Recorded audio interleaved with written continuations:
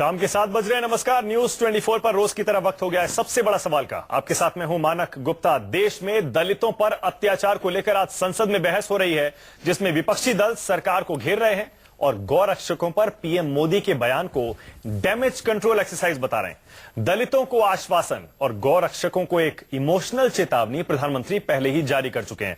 उसके बाद आज संसद में चर्चा। सरकार लगता है पलटवार की मुद्रा में है, जिससे दलितों पर अत्याचार को लेकर हो रहे हमले किसी तरह रुकें।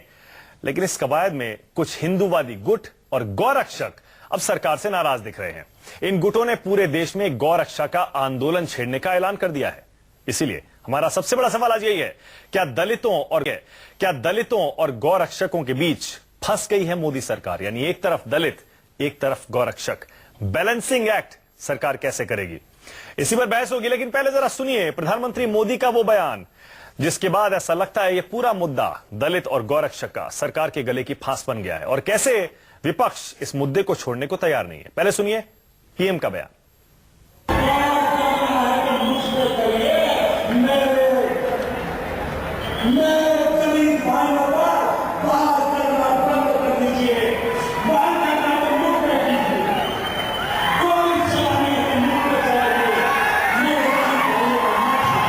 गाय से लेना देना नहीं है, वे समाज में तनाव पैदा करना चाहते हैं। और इसलिए मैं सरकारों को कहना चाहता हूं कि आप भी ऐसे नकली गौरक्षकों की छानबीन कीजिए, उन पर कठोर कार्रवाई कीजिए। माननीय प्रधानमंत्री जी को इस संबंध में तो अपना जरूर बयान देना चाहिए। जब वो बाहर बोल सकते हैं तो हाउस के अंदर क्यों नहीं बोल सकते? उनको जरूर बोलना चाहिए। उत्तर प्रदेश और देश के अन्य और राज्यों में जहां पर विधानसभा के आम चुनाव होने के लिए बहुत कम समय रह गया है, तो चुनाव को ध्यान में रखकर जो भी कुछ उन्होंने अपना बयान दिया है, तो वो पूरे तौर से शरारतपूर्ण और राजनीति से प्रेरित है। बताया था। अपनी निष्पक्षता को कृपया संदिग्ध न कीजिए। अरे प्रेम शुक्ला जी, हमारी निष्पक्षता आप छोड़िए। हमारी निष्पक्षता तय करने के लिए हमारे दर्शक बैठे हैं। अरे आप छोड़, प्रेम शुक्ला जी कहाँ की बात आप कहाँ ले जाते हैं? प्रेम शुक्ला जी आप तर्कों पे बात करिए, तर्कों पे बहस करिए। मानव को जो है उसको ध्वस्त मत करिए। अरे प्रेम शुक्ला जी, अरे प्रेम शुक्ला जी, क्या प्रेम शुक्ला जी, नहीं लगता है।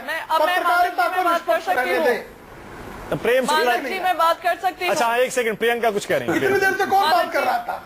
नहीं, दो चीजें मैं बोलना चाहती हूँ। आप ही बात कर रहे थे, किसी और को बात करने का मौका देंगे तो शायद आपको सुनाई देगी आवाज। नहीं, शायद कान में लगा के आते हैं, उनको किसी और की आवाज नहीं आती है। मैं बस एक चीज कहना चाहूंगी, जब तक शिवसेना में जो रहने वाले भारतीय जनता पार्टी को औरंगजेब बताते थे, आज हमें ज्ञान देंगे। अरे मैं क्या तो बोलना चाहिए, क्या संवैधानिक है, क्या गैर संवैधानिक है। भारतीय जनता पार्टी में उससे अधिक गर्व है। आपके संजय निरुपम शिवसेना से है और आपकी कांग्रेस की माता श्रीमती सोनिया गांधी के पिता को फांसीवादी कह गए। आपकी हिम्मत हो। अच्छा एक सेकंड, निरुपम के खिलाफ एक सेकंड। अब ये प्रेम शुक्ला बनाम प्रियंका चतुर्वेदी, अब बीजेपी बनाम कांग्रेस लड़ाई नहीं है। हम आज दलितों की और गौरक्षकों की और सरकार की बात कर रहे हैं। समाज से जुड़ा हुआ मुद्दा है। एमएच खान साहब आपके पास आ रहा हूं। सुरेंद्र जी एक सेकंड में आऊंगा आपके पास। एमएच खान साहब क्या लग रहा है आपको?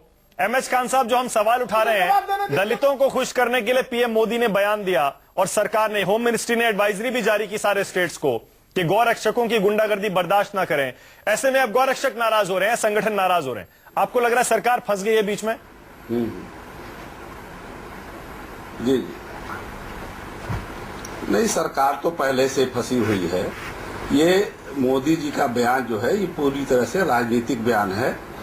चुनाव जो आ रहे हैं आगे विधानसभा के, उसके मद्देनजर रखकर मोदी जी ने बयान दिया है। गौ रक्षक, आज आप किसी भी शहर में चले जाइए, किसी भी स्टेट में चले जाइए, गायें जो हैं पॉलिथीन खा रही हैं। गौ रक्षक कहाँ है? गौ रक्षक क्या कर रहे हैं? जितने गौ रक्षक हैं उनसे जरा पूछिए उनके घर में कितनी गाय पली हुई हैं। गौ रक्षक जरा ये बता दे किस किस्म का बेल्ट और चमड़ा और जूता पहनते हैं। गौरक्षा का मुद्दा उठाना आपके लिए बड़ा आसान है। दलितों पे भी बात करिए जरा। आपके यूपी में लगातार घटनाएं हो रही हैं। ऐसा नहीं है कि पीएम मोदी के बोलने के बाद बंद हो गई है, पहले भी हो रही थी, अभी भी हो रही है। उस पर आप नहीं बोलते हैं। अब जबकि सरकार के पीछे ये मुद्दा लग गया है, इसीलिए आप सरकार को अटैक करते जा रहे हैं। दलितों के मुद्दे पर यूपी की घटनाओं को नहीं उठाते। आपने जो सवाल आप जो सवाल पूछ रहे हैं मैं उसका जवाब दे रहा हूं, लाइन से हट नहीं रहा हूं। अगर आप सवाल मुझसे वो पूछेंगे तो मैं वो जवाब दूंगा, फिर आप कहेंगे कि अब लाइन से हट रहे हैं, डिबेट कुछ कह रहा है, आप कुछ कह रहे हैं। आपने जो मुझसे सवाल पूछा मैं उसका जवाब दे रहा हूं जी। दलितों के साथ तो पूरे देश में अत्याचार हो रहा है, दलितों के साथ क्या नहीं हो रहा है? अगर दलितों के साथ अत्याचार नहीं होता तो एक काशीराम जी नई पार्टी, अब बेकार की बातें मत करिए, चुपचाप बैठिए। जब आपकी बात हो रही थी मैं नहीं बोल रहा था। अब आपकी आदत है गुंडागर्दी करने की, आपकी आदत है सांप्रदायिकता बात करने की। जब आप बात नहीं सकते आप बात डिबेट में क्यों बैठे? कृपा करके जवाब दे रहा हूँ, आपके सवाल का जवाब देने का अभी सब सुनेंगे। ये अभी आपके एक बीजेपी के नेता ने बहन नायक वाली पे आक्षेप लगाया और बीजेपी, आप देखिए मानक जी, देखिए ये बोलने का मौका आप दे रहे हैं। प्रेम शुक्ला जी सुन तो लीजिए, मुसलमान नहीं बोलने देना चाहते। अत्याचार होता है।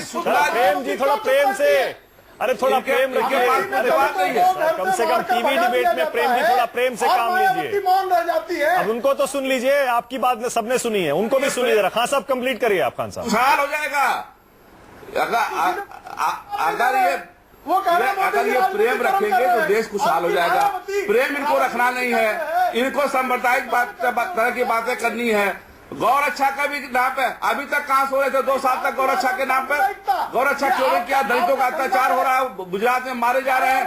आपने कमेटी बैठा दिया वहां पे कि ये कमेटी तय करेगी, आप कहते हैं तुरंत तय करेंगे। अच्छा ठीक है खान साहब आपका पॉइंट हो गया, आपका पॉइंट क्लियर है। आप ये कहना चाह रहे हैं दलितों पे अत्याचार कर रही है बीजेपी, उसका माइंडसेट विचारधारा वैसी। एक सेकंड रुक जाइए जरा, यहाँ सुरेंद्र जी बैठे हैं, आप तो गौरक्षा आंदोलन से जुड़े हैं, जरा बताइए पीएम मोदी ने जो बयान दिया उसके बाद क्या गौरक्षक नाराज नहीं है? देश में जो बड़े आंदोलन शुरू होने वाले हैं गौरक्षा को लेकर, एक 27 तारीख को अभी हो रहा है अगस्त में और 1 नवंबर में होने वाला है। नहीं, इसमें जो प्रधानमंत्री जी ने वक्तव्य दिया वो दुर्भाग्यपूर्ण था। हमें मानते हैं कि गौरक्षक होता है, गौरक्षक गुंडा नहीं हो सकता है, गौरक्षक काले कारनामे नहीं कर सकता है। हाँ, ये जरूर हो सकता है कि कुछ असामाजिक तत्व तो गौरक्षा का लबादा ओढ़कर, पर वो तो 70-80% कह रहे हैं। हाँ, तो ये 70-80% कहना एक बड़े दुर्भाग्यपूर्ण है। क्यों किया उन्होंने? आपको लग रहा है दलितों को खुश करने के लिए किया है? नहीं, ये भी मेरे बात समझ से परे है कि दलित नाम की समस्या या दलितों का उत्पीड़न या दलित उत्पीड़न नाम का एक षड्यंत्र भारतीय जनता पार्टी की सरकार को बदनाम करने के लिए हो सकता है। उनके विपक्षी उस तरह का षड्यंत्र कर सकते हैं, लेकिन प्रधानमंत्री जी ने जो दोनों समस्याओं को जोड़ दिया, वो ठीक, गौरक्षा को भी जोड़ दिया और दलित समस्या को जोड़ दिया, उन्होंने समस्या को उल्टा उलझा दिया है। इसीलिए प्रियंका कह रही है बीजेपी अपने जाल में खुद फंस गई है। फिर विरोध किस बात का कर रहे हैं आप? गौरक्षा के ऊपर विरोध किस बात का कर रहे हैं आप? विरोध फिर किस बात का कर रहे हैं? दोनों बातें एक तरह की नहीं हो सकती हैं कि गौरक्षा पे प्रधानमंत्री जी अच्छी बात कह दी, आप कह रहे गुंडा नहीं हो सकता। प्रधानमंत्री कह रहे हैं कि 80% गुंडे हैं उसमें। वही तो मैं उस बात से मैं, आप किसके तरफ खड़े हुए हैं? आप गौरक्षा की तरफ खड़े हुए हैं कि प्रधानमंत्री की तरफ खड़े हुए हैं? मैं कह रहा हूं प्रधानमंत्री की तारीफ करते हो आप। मैंने प्रधानमंत्री की तारीफ कहाँ की? एक सेकंड, तिवारी जी जवाब दे रहे हैं। अरे प्रधानमंत्री के बयान को तो दुर्भाग्यपूर्ण प्रधानमंत्री को कंडम करिए। तिवारी जी कुछ कह रहे हैं, तिवारी जी बोलिए। प्रधानमंत्री को कंडम करिए आप। मैं दुर्भाग्यपूर्ण कह रहा हूँ और हम तो अपेक्षा कर रहे थे कि 15 अगस्त को प्रधानमंत्री जी लाल किले से, चूंकि अब 2 साल से अधिक सरकार बनकर हो चुकी है और गौरक्षा की बात को लेकर सरकार सत्ता में आई है, कुछ बोलेंगे तो प्रधानमंत्री इस 15 अगस्त को कुछ ऐसी घोषणा करेंगे कि गौरक्षा वाले मिठाई रस्तों पर बांटेंगे। ठीक है, एक सेकंड लेकिन दुर्भाग्य से उसके पहले उन्होंने एक सेकंड रुक जाइए सर, आपने क्लियर कर दिया कि प्रधानमंत्री बैलेंसिंग एक्ट में दलितों की तरफ ज्यादा झुक गए, इसलिए गौरक्षक नाराज है। तिवारी जी कुछ कह रहे हैं। तिवारी जी, मैं इस बात से इस्तीफाक नहीं रखता। खान साहब जो बात कह रहे हैं वो दलितों के साथ गौरक्षा को जोड़ रहे हैं कि वो कहां गए थे, वो क्या कर रहे थे। आप ऊना की घटना को देख लीजिए, वो ऊना की घटना एक बहुत बड़ा षड्यंत्र है और बाकायदा कांग्रेसियों द्वारा प्रायोजित है। इसके दरीचे खुलने वाले हैं। अच्छा, एक सेकंड रुक जाइए तिवारी जी, रुक जाइए। प्रियंका जवाब दे रही है, रुक जाइए एक मिनट। इसी तरह का इशारा सुरेंद्र जी कर रहे थे, साजिश हो रही है। प्रियंका जवाब देंगी? तिवारी जी, ऐसा है 2 साल से आपकी सरकार है और फिर भी सारा दोष कांग्रेस पे मला जाता है। आप गुजरात ले लीजिए, गुजरात में जब से नरेंद्र मोदी जी वहां के चीफ मिनिस्टर बने थे, तब से मुख्यमंत्री हैं, तब से दलितों पे किस तरीके के अत्याचार हो रहे हैं सब जानते हैं, किस तरीके से बढ़ोतरी हुई है सब जानते हैं। उस पे भी आप कांग्रेस को आपकी जहां जहां आपकी सरकार है वहीं से सबसे ज्यादा आप जहां भारतीय जनता पार्टी की सरकार है वहां पे इस तरीके की बातें। अच्छा ठीक है प्रियंका, एक सेकंड रुकिएगा, एक सेकंड तिवारी जी, एक सेकंड तिवारी जी, एक सेकंड। प्रेम शुक्ला मैं आपको क्लोजिंग कमेंट दे रहा हूं। राष्ट्रीय स्वयं सेवक संघ के मोहन भागवत ने क्या कहा? ठीक है, प्रेम शुक्ला क्लोजिंग कमेंट आपको दे रहा हूं। जानते हैं कि सुषमा स्वराज जी से लेकर स्मृति ईरानी जी ने रोहित वेमुला पे भी सवाल उठ खड़े किए थे। ठीक है प्रियंका, एक second closing comment Prem Shukla closing 20 second दे रहा हूं आपको। वो तो बहुत स्पष्ट देश के सारे दलितों को हो रहा है, माइनॉरिटीज को आप क्यों चिल्लाते रहते हैं, आप क्यों चिल्लाते रहते हैं? अरे सब एक साथ बोल रहे हैं, देखिए दर्शक को कुछ समझ नहीं आने वाला है। एक सेकंड प्लीज, एक सेकंड शांत हो जाए, एक सेकंड। यही तो इनकी तकलीफ है। एक सेकंड शांत हो जाए। डिबेट पे इनको बुला प्रेम शुक्ला 20 सेकंड। ये बैलेंसिंग एक्ट करने में सरकार को मुश्किल हो रही है, एक तरफ दलित एक तरफ गौरक्षक। Prem Shukla closing 20 second.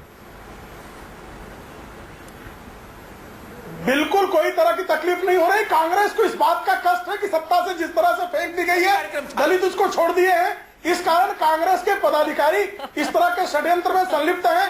खैरलाल जी जैसी घटना, दलितों पर बलात्कार में जो संलिप्त लोग थे कांग्रेसी, आज वो दलितों पर सीख दे रहे हैं भारतीय जनता पार्टी को।